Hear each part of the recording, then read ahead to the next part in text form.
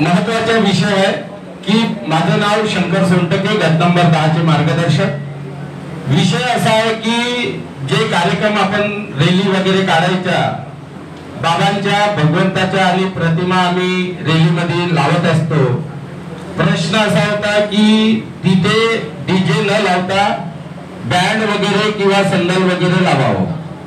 विषय असा आहे की जेवढे बँड वाले आहे किंवा संदल वाले आहे हे जातीच्या बाहेरच आहे आणि त्यांना दारू पिल्याशिवाय ते पंजाबी ढोल असो या संदल असो किंवा बँड असो हे दारू पिल्याशिवाय वाजवू शकत नाही। कारण की बाबाच्या आम्ही धुमाल पार्टी भी केली 1-2 वेळा, त्याच्यात भी काही बाबाचे गाणे येतच नाही। एकच वस्तू आहे की ते डीजे मध्ये बाबाचे गाणे वाजले जाते। हा, ही परमिशन नका द्या की तुम्ही डीजे मध्ये अतिरिक्त दुसरे गाणे वाजवू नका। महान त्यागी बाबा जुमडेजीचे जे नवीन व्हिडिओ आहे, बाबांच्या जे काही मार्गदर्शन आहे, त्या डीजे ची परमिशन कार्यक्रमामधून या माध्यमातून परमिशन मिळाव अशी मी ट्रस्टी अध्यक्ष राहुल दादा टुकरीकर आणि मनोहर भाई टुकरीकर यांना डीजे ची परमिशन मिळाव। कारण की डीजे शिवाय कार्यक्रम होऊ शकत नाही। आम्ही काही वेळा पंजाबी ढोल केले, पूर्ण दारू पिऊन असे त्यांच्या तोंडाचा घमघम वास येते आणि मग आपण त्या रॅली आणली की तिथेच ते पाणी पिते, तिथेच ते जेवण करते, तर ही योग्य नाही। महत्वाचा विषय आहे बँड वाले आणा, एखादी रॅली थोडीशी दारूच्या दुकानात जेवढून जाऊ द्या, त्याच्यातले 20 लोकांना ठरवा तर अर्धे लोक त्याच्या दारूच्या भट्टीमध्ये आणि रॅली कायची तर परमात्माची। म्हणून एक डीजे वाला तरी कमीत कमी बाबाच्या सेवा करू शकते, पण त्या डीजेला परमिशन या निवासस्थान ट्रस्टी मधून मिळाव अशी मी ट्रस्टीला विनंती करतो। महत्वाचा विषय आहे, काही मार्गदर्शक, काही सेवक लोक ह्या सर्व फक्त इथं काही बोलत नाही। बोलायचे असलं तर त्यांना फक्त या आता तुम्ही इथे मीटिंग संपली की जाऊन बाहेर विचारा, हे बराबर नाही झालं, ते बराबर नाही झालं, ते बराबर नाही झालं। यायला फक्त माईक द्या, यांना प्रश्न विचारा, तर यायच्या पाशी प्रश्न नाही।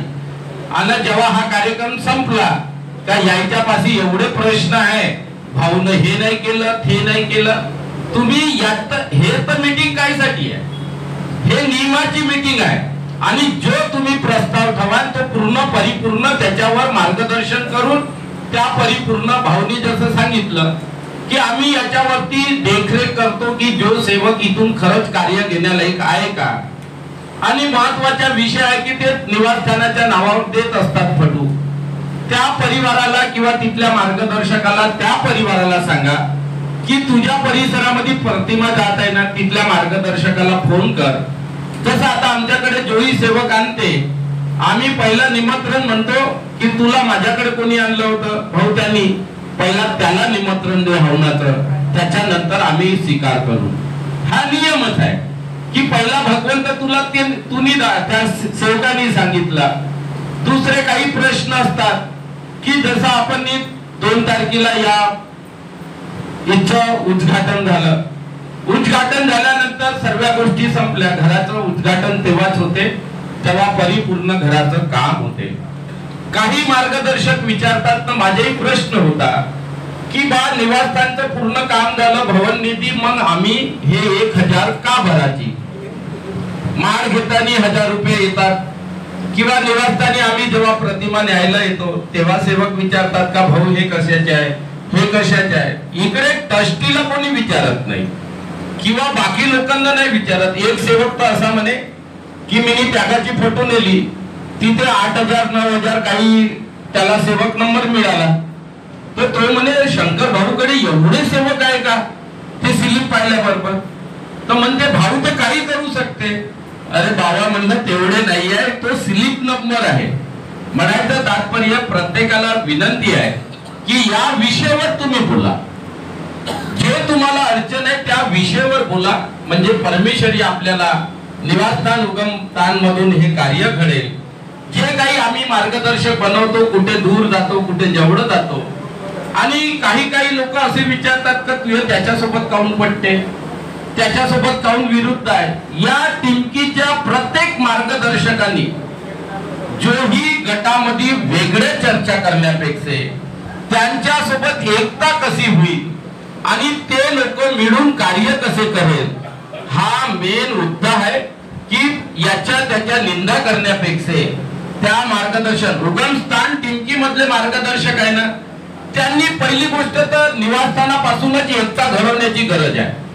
तू त्याच्यासोबत काऊन राहते, तू त्याच्यासोबत काऊन राहते, तो कसा करते, तो असा काम करते, हे पहिले बंद झालं पाहिजे. आणि जेव्हा एकता केव्हा होईल, जेव्हा उगमस्थान टिमकी मधून हा मेसेज फैलेल का सर्व मार्गदर्शक एकत्र कार्य करा, चाहे मग तो कुठलाही असो. तुझं नाही पटत असेल, तुला पटवून घ्यावं लागेल आणि एकत्र कार्य करून आपण सर्व मार्गदर्शक सर्व एकत्र मिळून आज 12 वर्षाचा त्याग येत आहे. असं काही कार्य करा की आपण एकत्र. आणि आम्ही जेव्हा डीजे वगैरे काढतो तर हा बाबांचा प्रचार आहे. बाबांचे गीत गायतो. बाबांच्या मी माझ्या घरापाशी 14 एप्रिलला कोणी बाबासाहेब आंबेडकरचा कार्यक्रम नाही होत असेल होते, पण तेव्हा माझ्या घरापाशी 5 गाणे म्हणजे बाबांचे गाणे वाजवले त्यांनी डीजे वाल्यांनी. आणि तो 14 एप्रिलचा दिवस मला एवढा आनंद झाला. म्हटलं मी एक गाणं बाबांच्या एप्रिलला 3 एप्रिलला वाजवला तर त्यांनी 5 गाणे वाजवले. म्हणायचं तात्पर्य आपण सर्व धर्म संभवावं आणि आपला धर्म एक मानव धर्मेचा आहे हे सर्वांना समाजाला आवडते. कोणते पोलीसवाले असो या कुठेही काही असो. मी त्या दिवशी रेल्वेमध्ये कार्यक्रम होते माझे. लोकांना वाटलं की भाऊ जात असेल, मी जात नव्हतो. मी रेल्वेचे काम घेतले होते 2-3. तेव्हा त्यांना माझं सामान जप्त केलं होतं आणि जप्त केल्यानंतर मैंने वो जो पहले जो कार्यक्रम हुए उनके तुम दाखले दिखाओ, यहाँ पे इतना सामान लाए कैसे, वो परमिशन दिखाओ. त्यांनी लेटर वगैरे होतं माझ्या व्हॉट्सअपवर होतं, पण नाही म्हणे पहिले हमारे पास में इंटिमेशन नहीं है. मग त्यांनी सामान पकडलं. त्या टीमनी बाबा माझं विजिटिंग कार्ड काढलं आणि त्याला दाखवलं. त्याला विजिटिंग कार्ड दाखवल्यावर म्हणते बाबा का सेवक है क्या तू. तर हो दादा म्हटलं, तुझं चांगलं काम आहे म्हणे. त्याच्या परिवारातला त्या डीमच्या परिवारातला सेवक असेल कोणीतरी परिवारातला, म्हणून त्यांनी माझं पूर्ण प्रामाणिकपणे त्याला मालूम झालं की हा परमात्माचा सेवक चोर नाहीये. म्हणायचं तात्पर्य की आपण हा कार्याला प्रत्येकाने एकता घडवून या टिमकीच्या उगमस्थान मधले मार्गदर्शक असो. आणि महत्वाचा विषय आहे की जनरल हवन होते. जेव्हा जनरल हवन होते प्रत्येक गटातले किंवा मंडळात असो या बाकी संस्थेमध्ये, तेव्हा त्यांचा लेटर बनते की या वर्षीचे जनरल हवन किती दिले आहे. तो लेटर निघते आणि त्या लेटरच्या माध्यमातून तिथे 25,000 लोक जुळते. का आम्ही इथे 400 मार्गदर्शक आहोत. एकाला किती न्यायचे आहे, 5. एका मार्गदर्शकाला 5 न्यायचे आहे. तर लोक किती जुळले, किती लोक जुळले. म्हणजे त्या कार्यक्रमामध्ये संख्या टिमकीची कमी दिसेल का.